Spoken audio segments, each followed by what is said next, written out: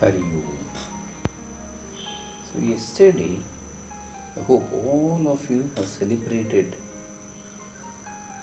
the Valentine's Day. That is, you expressed your love to the loved ones. Maybe children to parents, parents to children, amongst friends, couples, to the grandparents, to the grandchildren, whatever it is. We are seeing this in a much broader perspective. Right? And yesterday we have also seen Arjuna's love towards the supreme knowledge and the confusion he had between the realized and the non-realized people about how they interact in the world. How does a man of steady wisdom sit? How does he talk? How does he interact or move?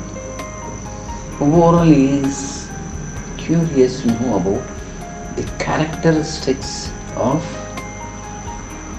a man of realization or Jivan Mukta or Sthita Prajna. This doubt he expressed only because of the previous two verses where Krishna explains about the yoga that leads to the permanent. How delusion gets eradicated. Correct. So now from this part onwards, Krishna goes marathon, 18 verses speaking about the pure state of mind and how a person interacts. 255 goes like this. Rajahati yada kaman sarvan partha manogatan atman nevatmana tushtaha sthita prajnastadochyate. So here he says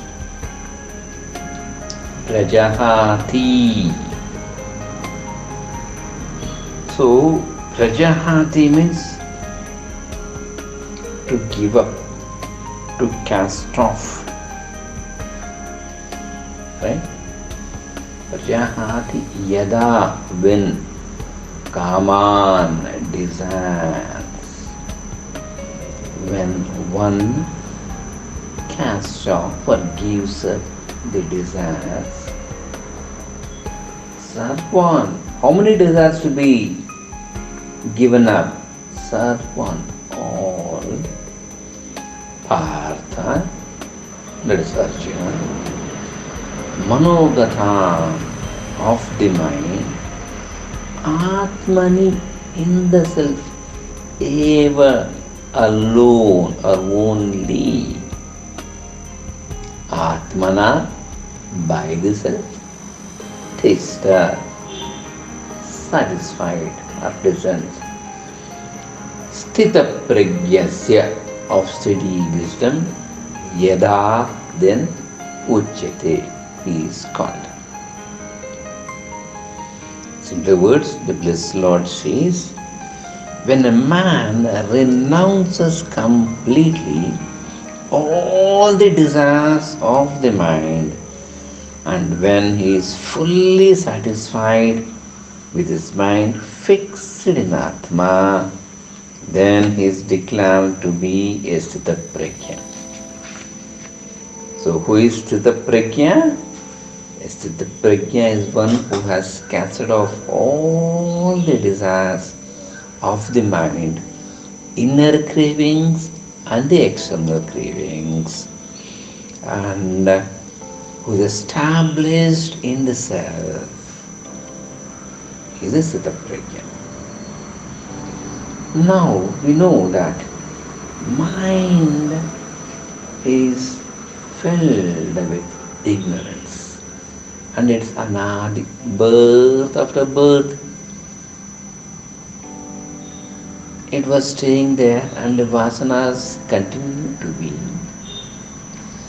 With a serious and sincere efforts, if we try to peep beyond the ignorance, beyond the wants, beyond the desires,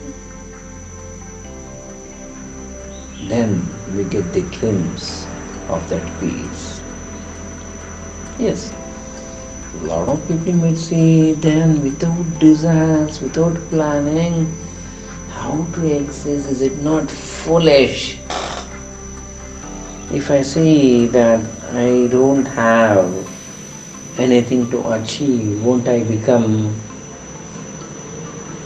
what you call a pessimist, or won't I be a failure in life?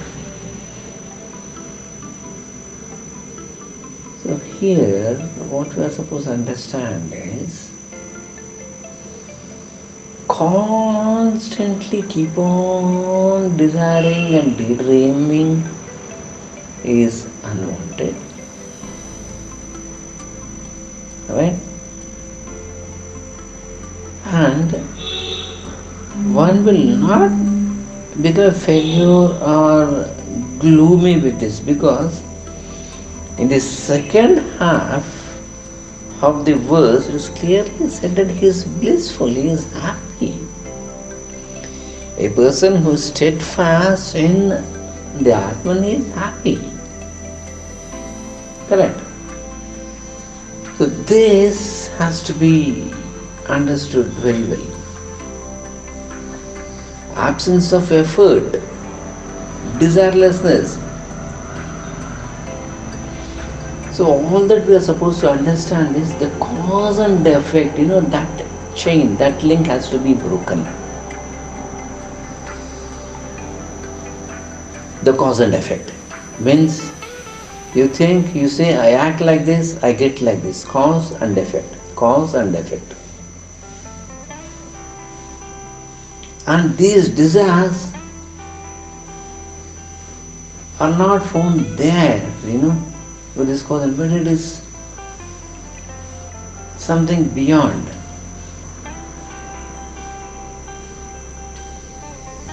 To be in this desireless state,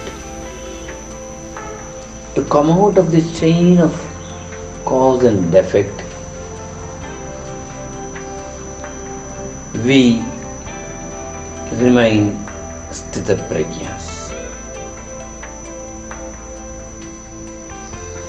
And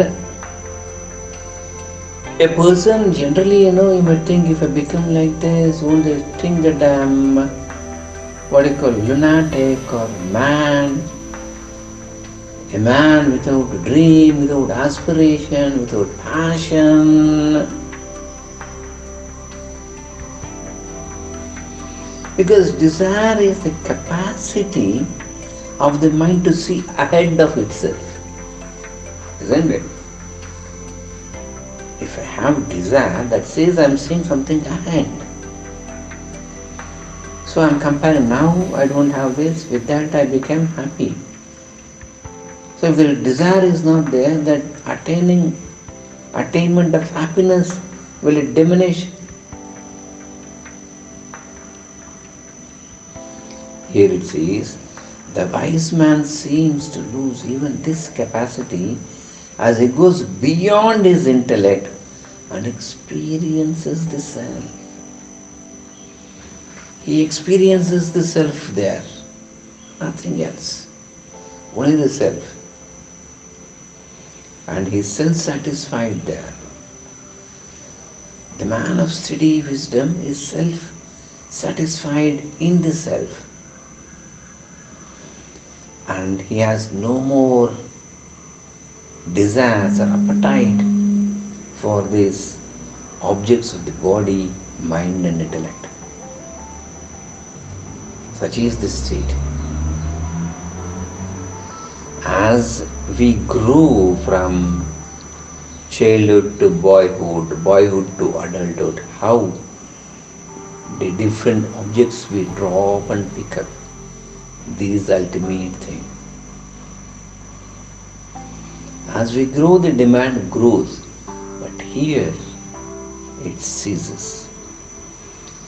All that we are supposed to see is we are supposed to get into that state of desirelessness, prajahita. Hmm? So with this, we conclude today's verse here. Tomorrow we'll see further. Krishnam Vande Jagat Guru.